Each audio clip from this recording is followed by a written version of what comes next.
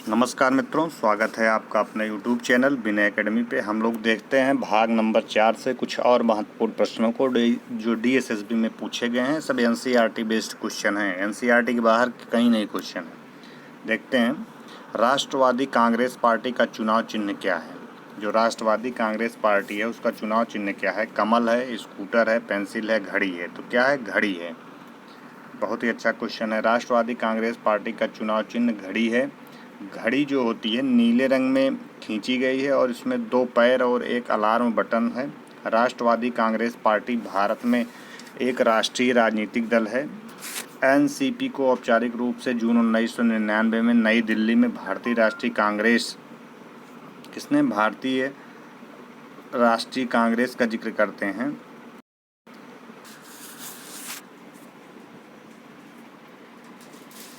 भारतीय राष्ट्रीय कांग्रेस पार्टी जो थी इसने 1999 में नई दिल्ली में भारतीय राष्ट्रीय कांग्रेस में 3 पूर्व सदस्य, शरद पवार जिसमें थे, कौन कौन था इसमें? आपके शरद पवार, पी संगमा और तारिक अनवर द्वारा स्थापित किया गया था। किसके द्वारा? तारिक द्वारा स्थापित किया गया था। नेक्स्ट क्वेश्चन देखते हैं 2 पे। संविधान संशोधन अधिनियम का संबंध भारत में पंचायती राज व्यवस्था से है। ठीक, तो इसके ऑप्शन देखते हैं क्या पूछ रहा है, कौन से है? 83वां से है, 78वां से है, 73वां से है, 88वां से है। किससे है? 73वां से है। तो हम बात करते हैं LM सिंघवी जी की। एक LM सिंघवी समिति की सिफारिश पे संविधान में जो है 73वां संशोधन अधिनियम 1992 पारित किया गया। अगर पूछा जाए जो 73वां संविधान संशोधन पारित किया गया था, कब पारित किया गया था? तो 1992 पारित किया गया था। किस समिति की सिफारिश पर किया गया था? LM सिंघवी समिति की सिफारिश पर किया गया, जिसके द्वारा पंचायती राज व्यवस्था को संवैधानिक प्रावधान दिया गया। आय की असमानता का वितरण सामान्यतः किसके सहायता द्वारा मापा जाता है? लॉरेंज वक्र से, लॉफर वक्र से, फ्लिप वक्र के, एंजल वक्र से। एंजल कर्व जिसे बोलते हैं इंग्लिश में, ये फ्लिप कर्व होता है। तो कौन सा होता है? लॉरेंज वक्र से नापते हैं हम लोग। अब बात क्या है यहाँ पे? लॉरेंज वक्र आय की असमानता को प्रदर्शित करता है। अगर पूछा जाए आय की असमानता को ऐसा कौन सा वक्र प्रदर्शित करता है, तो लॉरेंज वक्र प्रदर्शित करता है। लॉरेंज वक्र को 1905 में मैक्सो लॉरेंज द्वारा प्रतिपादित किया गया। लॉरेंज वक्र का उपयोग आर्थिक असमानता के साथ साथ असमान धन वितरण का प्रतिनिधित्व करने के लिए भी किया जाता है। असमान धन वितरण आप देख रहे हैं, लॉरेंज वक्र कुछ इस प्रकार से बनता है। आय का संचयी प्रतिशत है, उसके बाद जनसंख्या का संचयी प्रतिशत है और निरपेक्ष समानता रेखा एक जाएगी। लॉरेंज वक्र ये देखिए कुछ इस प्रकार से बन रहा है। यहाँ से क्वेश्चन आपका बहुत बार पूछा गया है। तो लॉरेंज वक्र क्या करता है? आय की असमानता का प्रदर्शित करता है। ऐसे चित्र या फिगर बना के दे देंगे, पूछेंगे कौन सा वक्र है, तो आपको बताना पड़ेगा लॉरेंज वक्र है। किसका इससे संबंध होता है? तो आय की असमानता से इसका संबंध होता है। भारत में निम्नलिखित में से किस राज्य में पंचायती राज व्यवस्था है? बहुत ही अच्छा क्वेश्चन है। नागालैंड में, मिजोरम में, मेघालय में, त्रिपुरा में। त्रिपुरा में है राज व्यवस्था। त्रिपुरा में पंचायती राज व्यवस्था है। भारत में पंचायती राज अब शासन की एक प्रणाली के रूप में कार्य करता है, जिसमें ग्राम पंचायतों, स्थानीय शासन की बुनियादी इकाइयाँ। वर्तमान में पंचायती राज प्रणाली जो है नागालैंड, मेघालय, मिजोरम को छोड़कर सभी राज्यों और दिल्ली को छोड़कर सभी केंद्र शासित प्रदेशों में मौजूद है। यहाँ क्वेश्चन बन सकते हैं, कहाँ पे नहीं है, कहाँ पे है, दे सकता है। जहाँ पे नहीं होगा तीनों रहेंगे, एक रहेगा जहाँ पे नहीं होगा। इस प्रकार से क्वेश्चन आपके किसी प्रकार से बन सकते हैं। भारत में संघीय व्यवस्था की अवधारणा निम्नलिखित में से किस देश के संविधान से ली गई है? कनाडा के, आयरलैंड के, ऑस्ट्रेलिया के, संयुक्त राज्य अमेरिका के। बताइए, बहुत ही अच्छा क्वेश्चन है, ये तो एकदम हिट क्वेश्चन है। कहाँ से ली गई है? कनाडा के संविधान से लिया गया था। वहाँ पे ऑप्शन नंबर 1 सही होगा। कनाडा के संविधान से अपनाया गया है।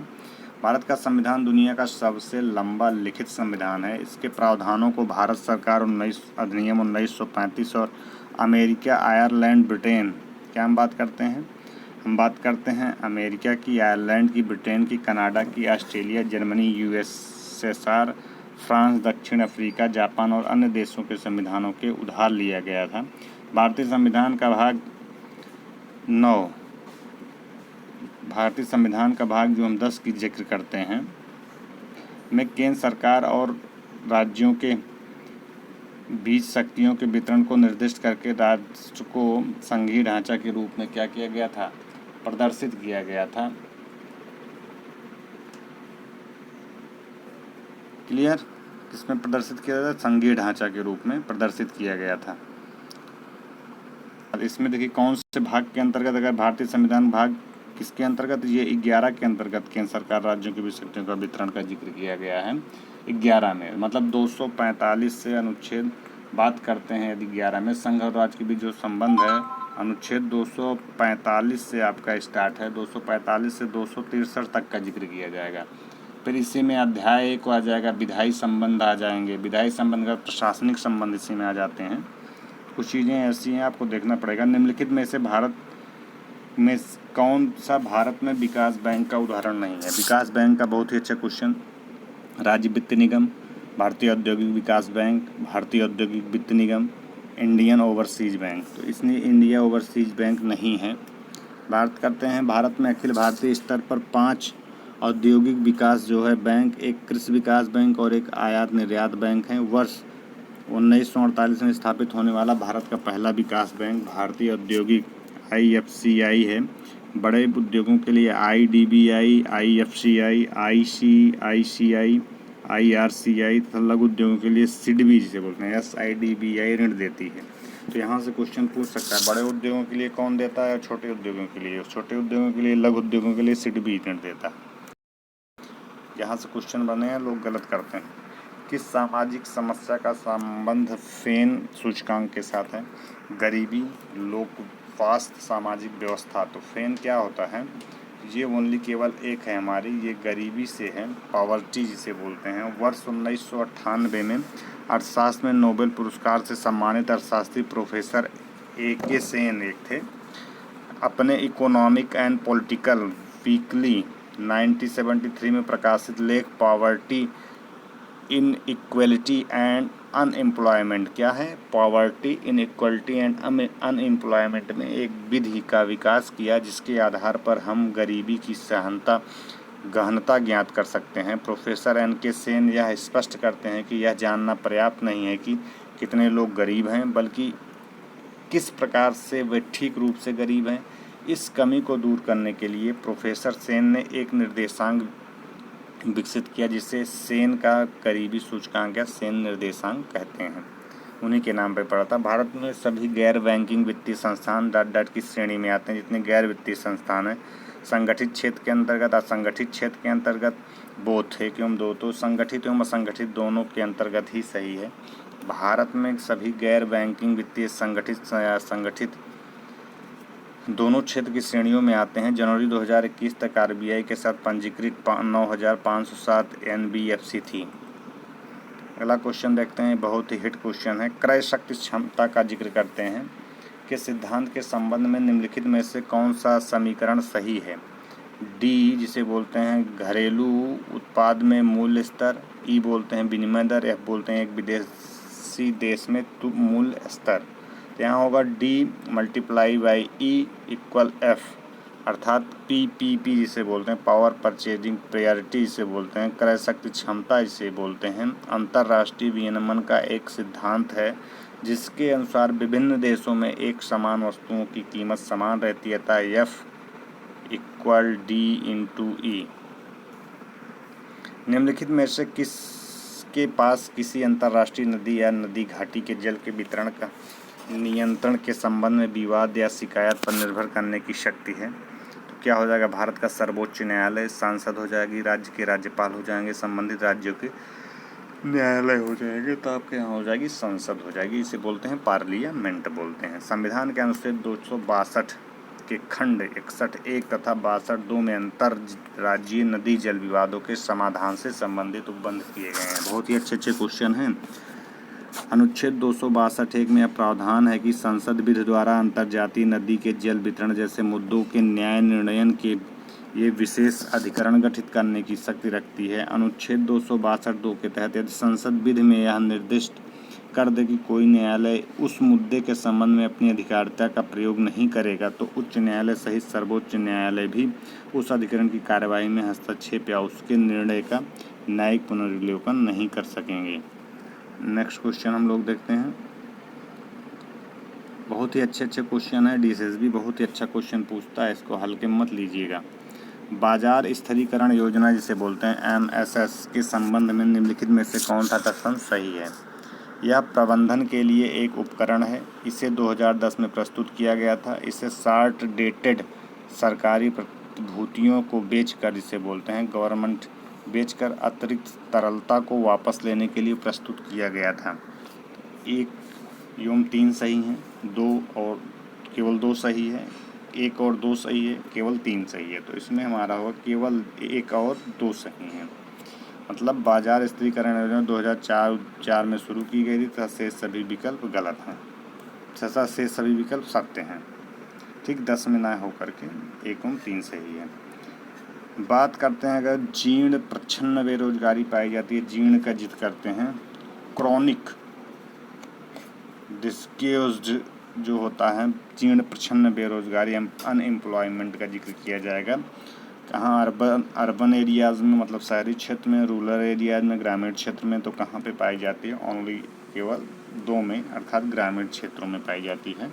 बात करते हैं ग्रामीण क्षेत्रों में प्रच्छन्न बेरोजगारी साधारणतः कृषि क्षेत्रों में पाई जाती है। प्रच्छन्न बेरोजगारी कौन से क्षेत्र में पाई जाती है? तो कृषि क्षेत्र में पाई जाती है। प्रच्छन्न बेरोजगारी ग्रामीण और शहरी दोनों क्षेत्रों में पाई जाती है, लेकिन ज़्यादातर कृषि क्षेत्रों में पाई जाती है। अगला बात करते हैं क्षेत्रीय दल जो होते हैं, राज्य के लिए निम्नलिखित युग्मों में से कौन सा सही है? द्रविड़ मुनेत्र कड़गम तमिलनाडु, आम आदमी पार्टी दिल्ली, शिरोमणि अकाली दल हरियाणा। तो बात करते हैं इसमें 1 और 2 जो है सुमेलित हैं। जैसे द्रविड़ मुनेत्र कड़गम तमिलनाडु, आम आदमी पार्टी दिल्ली, शिरोमणि अकाली दल पंजाब में है, ना कि हरियाणा में। अगला देखते हैं, निम्नलिखित में से सूची 1 को सूची शामिल किया गया है, सूची का कौन सा सही होगा? मात्स्यिकी राज्य सूची, सिविल प्रकृति जो है समवर्ती सूची, रेलवे जो है संघ सूची। तो कौन सा जो है सही सुमेलित है? तो बात हम करते हैं इसमें 1, 2 और 3 सही सुमेलित हैं। 1, 2 और 3। जैसे बात करते हैं राज्य सूची में सार्वजनिक व्यवस्था आ जाएगी, जेल आ जाएगा, मत्स्य पालन आ जाएगा, सार्वजनिक स्वास्थ्य परिवहन आ जाएंगे, मादक शराब की खरीद हो जाएगी, बिक्री, कृषि, शिक्षा आदि आ जाएंगे। समवर्ती सूची में क्या आ जाएगा? सिविल प्रक्रिया आ जाएगी, शिक्षा, वन आ जाएगा, ट्रेड यूनियन आ जाएगा, विवाह, गोद लेना, उत्तराधिकार आदि शामिल हैं। संघ सूची में क्या होता है? देश की रक्षा आ जाएगी, विदेशी मामले आ जाएंगे, बैंकिंग आ जाएगा, रेलवे, संचार आ जाएगा, मुद्रा जैसे विषयों को शामिल किया गया है। तो इनको देख लीजिए, क्वेश्चन यहाँ से बहुत अच्छा बनता है, हवा में मत लीजिए, कर लेंगे। अगला बात करते हैं हम लोग, निम्नलिखित में से किस कारण को जलोढ़ नदी की विनाशकारी बाढ़ के लिए जिम्मेदार ठहराया जा सकता है? नदी का घुमावदार मार्ग, बड़े पैमाने पर वनों की कटाई, दोषपूर्ण कृषि पद्धतियाँ। क्या है इसमें? इसमें 1, 2 और 3, बी, ऑप्शन नंबर बी हमारा सही होता है, सारे हैं। जब किसी कारणों से नदी का जल प्राकृतिक तटबंधों को तोड़कर समीपवर्ती क्षेत्रों को डुबा देता है, बाढ़ कहलाता है। बाढ़ के लिए जिम्मेदार कारक निम्नलिखित हैं। पहले, बादल का फटना, नदी का घुमावदार मार्ग, वन, पानी के लिए प्राकृतिक अवरोध होते हैं, ठीक है, दोषपूर्ण कृषि पद्धतियाँ भी हैं, ये सारी चीज़ें हैं। अगला देखते हैं हम लोग, बात करते हैं भारतीय संविधान के अनुच्छेद 243 जेडे के डाट के चुनाव से संबंधित है। मतलब 243 जेडे किससे? ग्राम पंचायत से, सांसद से, नगर पालिकाओं से, राष्ट्रपति से। जेडे जो हो जाएगा नगर पालिकाओं से संबंधित है। भारतीय संविधान के अनुच्छेद 243 जेडे नगर पालिकाओं के चुनाव से संबंधित है। 74वें संविधान संशोधन अधिनियम ने भारत के संविधान में एक नया भाग 9A जोड़ा है। यह भाग नगर पालिकाओं से जुड़ा है और इसमें अनुच्छेद 243P, 243 तक के प्रावधान शामिल हैं। इसके अतिरिक्त इस अधिनियम ने संविधान में एक नई 12वीं अनुसूची जोड़ी है। इस अनुसूची में नगर पालिकाओं के 18 कार्यात्मक विषय, ये पूछता है कितने विषय हैं नगर पालिका में? 18 विषय। निम्न में से कौन एक राजनीतिक दल और एक दबाव समूह के बीच अंतर है? कौन सा एक है? बात करते हैं, दबाव समूह सत्ता की तलाश नहीं करते हैं, जबकि एक राजनीतिक दल करते हैं।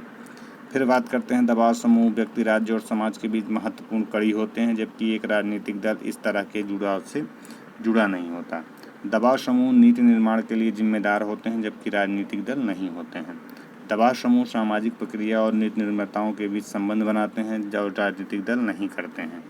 तो कौन सा इसमें सही है? तो हमारा इसमें जो है ए सही हो जाएगा। क्या सही हो जाएगा? ए, दबाव समूह। दबाव समूह सत्ता की तलाश नहीं करते हैं, जबकि एक राजनीतिक दल करता है। दबाव समूह एक ऐसा निकाय है जो अपने हितों को बढ़ावा देने की कोशिश करता है। राजनीतिक दल चुनाव इसलिए लड़ते हैं क्योंकि उनका उद्देश्य राजनीति सत्ता हासिल करना होता है। उनके एक से अधिक हित हैं, उनकी अपनी विचारधारा है। दबाव समूहों का क्षेत्र विभागों, संघों, यूनियनों आदि सीमित होता है, लेकिन एक राजनीतिक दल की एक विचारधारा होती है जो एक राज्य और यहाँ तक कि पूरे देश को प्रभावित करती है। विचारधारा ही निम्नलिखित में से कौन सा से नज़दीक मुद्रा का उदाहरण है? Treasury bill, debenture. और बात करते हैं कौन सा है? केवल एक है, केवल एक और दो हैं, एक एवं दो दोनों हैं, केवल एक है। तो इसमें कौन सा केवल एक है?